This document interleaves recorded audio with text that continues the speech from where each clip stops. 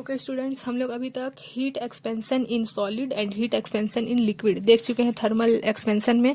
अब हम लोग को थर्ड नंबर देखना है हीट एक्सपेंशन इन गैसेस। ठीक है, तो हीट का एक्सपेंशन गैस में कैसे कैसे होता है वो देखना है हम लोग को। तो सबसे पहले होता है एट कांस्टेंट प्रेशर और एक होता है एट कांस्टेंट वॉल्यूम। प्रेशर मतलब सब समझ रहे हैं आप लोग, है ना, हवा का दबाव।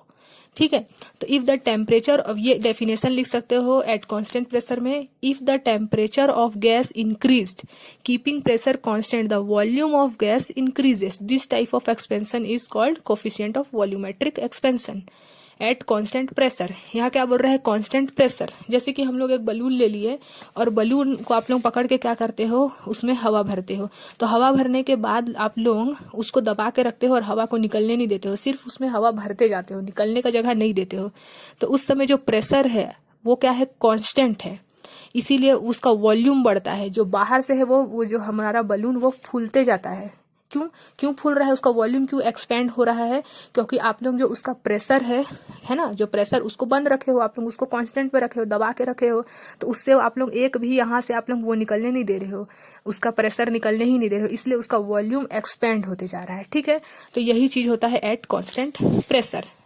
ठीक है, अब उसका डेफिनेशन लिख सकते हो, coefficient of volume expansion of gas. तो इसका कोफिशिएंट क्या हो जाएगा, कोफिशिएंट ऑफ वॉल्यूमेट्रिक, वॉल्यूम वाला मैं अभी आप लोगों को पढ़ा चुकी थी ना, लीनियर वाला पढ़ाई, सुपरफिशियल पढ़ाई और वॉल्यूम। तो वॉल्यूम को गामा से रिप्रेजेंट करते हैं, और क्योंकि हम लोग कांस्टेंट प्रेशर पढ़ रहे हैं, कांस्टेंट प्रेशर सेम है, हम लोग प्रेशर को क्या रखे हैं, अभी दबा के रखे हुए हैं मान के चलो।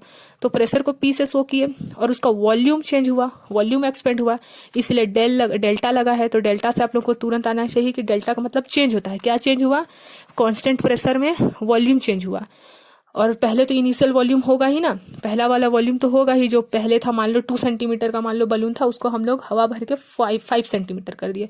तो 2 सेंटीमीटर उसका इनिशियल वॉल्यूम था, उसी को ओनली वी से शो किए, और टेम्परेचर भी चेंज किए उसका, इसीलिए डेल्टा टी। तो आप लोग हीट एक्सपेंशन इन गैसेस में एट कांस्टेंट प्रेशर में चाहो तो इसको, ये वाला आप लोग का फॉर्मूला है। ठीक है, अब देखो एट कांस्टेंट वॉल्यूम, अभी हम लोग कांस्टेंट प्रेशर पढ़े, अब क्या पढ़ेंगे, कांस्टेंट वॉल्यूम। तो कांस्टेंट वॉल्यूम में क्या होगा, जब आप लोग जैसे if the temperature of gas increased keeping volume constant, volume को कांस्टेंट रखोगे और जो गैस है उसको निकलने दोगे बाहर, then the pressure is gas. जैसे कि कुकर रहता है, कुकर में सीटी क्यों लग रहता है, ताकि उसका प्रेशर रिलीज हो जाए, है ना। तो उससे क्या होगा, वॉल्यूम बढ़ेगा, तभी तो कभी कभी कुकर फट भी जाता है, क्योंकि अगर प्रेशर नहीं निकल पाएगा और वॉल्यूम भी नहीं निकल रहा है तो कुकर फट जाता है ना, जब ज्यादा प्रेशर बनता है तो, और मान लो उससे आप लोगों का प्रेशर नहीं निकल पा रहा है तो फट जाता है। तो यही कारण होता है।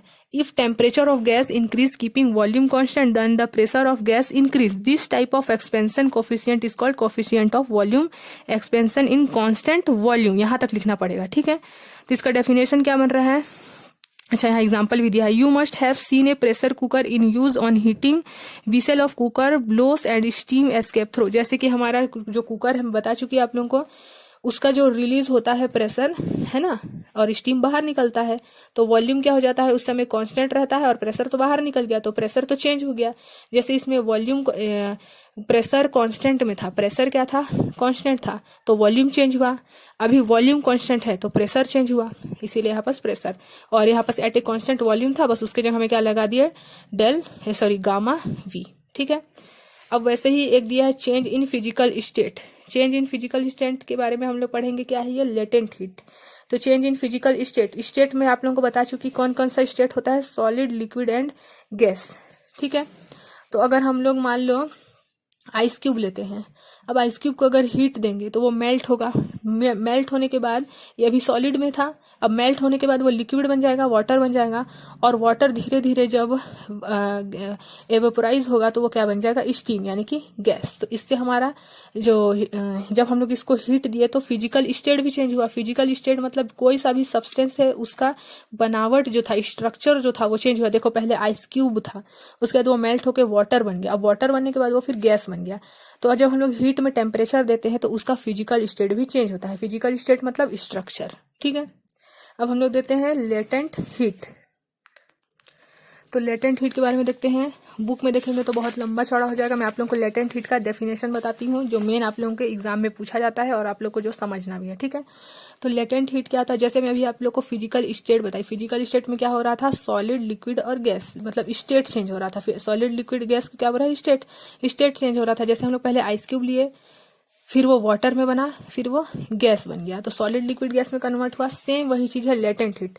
लेटेंट हीट एक ऐसा हिडन हीट है ना, the hidden heat which converts. जैसे कि हम लोग मान लो आइस क्यूब ले लिया, उसको कोई इसमें फिजिकल स्टेट में तो हम लोग हीट दे रहे थे, टेम्परेचर दे रहे थे, लेकिन हम लोग इसमें कुछ भी नहीं दिए, सिर्फ उसको हम लोग मान के चलो रेफ्रिजरेटर से निकाल के बाहर रख दिए। तो बाहर में जो बाहर भी तो हमारा हिडन हीट है। जैसे आप लोग आइसक्रीम खाते हो तो आप लोग उसमें फ्लेम तो ऑन नहीं करते हो जो वो पिघले, लेकिन जो हिडन हीट है हमारा, जो एटमॉस्फेयर है उसमें भी तो हीट है ना, जो छुपा हुआ, हिडन मतलब छुपा हुआ।